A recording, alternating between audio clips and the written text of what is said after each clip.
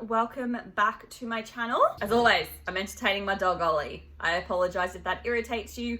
However, if you do happen to see him in my video and you think he's cute and that's why you're watching, let me know because I will keep making sure that I sit on the floor so that you can see him because he's adorable. And to be frank, I would probably watch someone's videos just to look at their dog. In today's video, I want to discuss the 23 books that I want to read in 2023. Normally, I just pick a bunch of books I want to read, stick it on my TBR list for the year and move on with my life. And then I realized 23 books in 2023 sounds really cool. The books that I picked last year, I did not read. So this year, I've kind of done a bit more of an even spread to read half contemporary, half fantasy to try and hold myself a bit more accountable. I'm filming this video, so at the end of the year when I go to see how well I've done and I put it up on the internet, people can judge me for it, so feel free to go ahead and do that. Basically, if you did also watch my previous video, which was about the book series that I want to finish this year that I've already started, all of those books are gonna be in this video right now, so I do apologize if you haven't seen that video.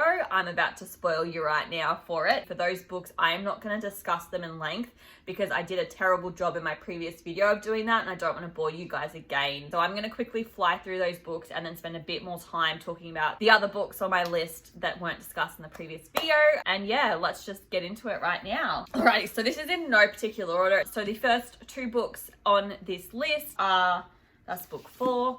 It is The Dragon and the Queen and The Godborn and the King by Caitlin Davis. If you want to know more about this book, please watch my previous video. We'll link it below for you guys. And then the other fantasy novel as well that I spoke about in the previous video was All the Tides in Fate by Adeline Grace. And then we have Well Matched by Jen DeLuca, which I have started reading. I'm only 30 pages in. Very likely I'm going to go back to the beginning and start again, but this is another one. Alrighty, and then we have Terms and Conditions by Lauren Asher. Didn't say the author's name in the previous video, so here you go. You can get it now. That is the 5th book that I want to read this year. And then book 6 and book 7, which are the last of the ones that I spoke about in my previous video. So I do apologize that I sped through this, unless of course you prefer that, in which case you are welcome. So that is Twisted Hate and Twisted Games by Anna Huang. I apologize if I've pronounced her name incorrectly, which I'm sure I have. Alrighty, let's get into some books I have yet to discuss. Book 8 that I want to read is Evercursed by Corey Ann Haydu. I purchased this probably 2019, 2020. I'm going to read the blurb because I actually don't know what this book's about. 5 enchanted princesses, 1 witch in search of justice, 1 queen trapped in a glass box, and a quest to find.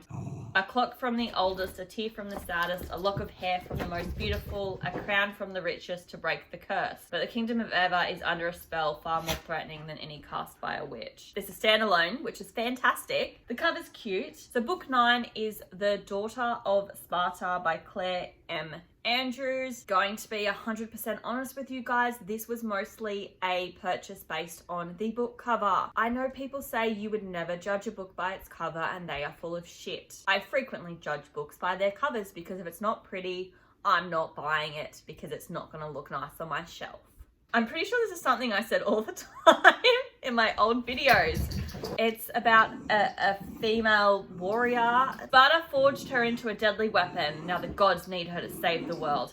Oh, 17-year-old Daphne. Anyway, the cover looks stunning. That is the main reason I bought it. So yeah, like I said, that is book 9. And then book 10 and 11 are the first 2 books in a series. I don't currently have the 3rd one yet. The Kingdom of the Wicked and Kingdom of the Cursed by Kerri Maniscalco. I apologize for saying your surname wrong, Kerri. I think it's about witches. I don't actually know. All right, so it's about twin sisters. Somebody dies. There's a romance. I love the covers. They look gorgeous. I'm intrigued to read them. They are books 10 and 11 that I want to read. Then the next one is a duology, and that is the These Hollow Vows duology by Lexi Ryan. So obviously you have the first novel, which is These Hollow Vows, and then the sequel, which only came out last year, so I'm not doing that badly, is These Twisted Bonds. Basically, I've heard a number of times that this book series is basically the YA version of the ACOTAR series by Sarah J Maas. That is A Court of Thorns and Roses. I fucking love Sarah J Maas. I am trash for that woman. If she wrote a novel about picking up your garbage in the street, I'd fucking read it and rate it 5 stars and rave about how it's the best fucking thing I'd ever read that year. The fact that they said that this is ACOTAR for young adults, I was like, I have to read it. The covers, I just love the cover. So it's also like fairy novel again, and fairy novels I just love. Sometimes they're done well, sometimes they're not done well, but I just want to read them. I've heard pretty good things about the series. I haven't heard anything negative. So then the next book I have is The Shadow Between Us by Trisha Levenseller. I don't know anything about this novel except that it probably has to do with sword fighting. And that is based purely on the fact that there is a sword on the front cover. I've just read the first line of the blurb and it's literally, my lovers all feel the need to give me nice things, very expensive things. I love that. So basically, is it a woman set in the past going through being sexy as fuck? Because I'm here for that. Alexandra is tired of being overlooked, but she has a plan to gain power. Woo the king, woo the Shadow King, marry him, kill him and take his kingdom for herself. We love an ambitious bitch. I really need to stop purchasing books based on their covers because this was a cover buy. You probably already worked out I don't know what's going on in most of these books because they've been on my shelves for that long. I don't remember the premise and that's why I haven't picked them up. So yeah, we're gonna read this year and hopefully we enjoy it. But yeah, like I said, sounds like she's an ambitious bitch and I'm fucking here for it. Alrighty, and then the last two fantasy novels that I want to read this year is by the author of the Red Queen series, so Victoria Aveyard, and that is, I don't know what the series called, but the first book is Realm Breaker and then the sequel is Blade Breaker, which did only come out late last year. Yeah, so basically I don't really know what this is about. It was just that I enjoyed her previous series, so that's why I picked it up. Once again, I'm presuming it has to do with swords and sword fighting. All I know is that people seem to hate the covers based on the way the person's holding the sword. I guess it does look a bit weird how they're holding it in this book. We're gonna read these. Freaking thick, so I hope I enjoy them because I've got 2 to get through. Lord help me. Done 16 books so far. My bad for not keeping count. 17th book I want to read is called The Italian Job by Catherine Freeman. I think someone goes to Italy. I don't know. Probably not accurate, but that's what my brain saw. I bought it because I like the name of the cover because it's called The Italian Job. And if the Italian part just refers to the style that influenced the house when it was originally built, I will be upset about that. But that is book number 17 that I want to read. So then book 18 is Excuse Me While I Ugly Cry. I really want to say excuse me whilst I ugly cry. To me, that just makes more grammatical sense. It has the tagline, Can Falling in Love Reveal the Real You? And it's by Joya Goffney. I really liked the cover of, I think it's the American edition.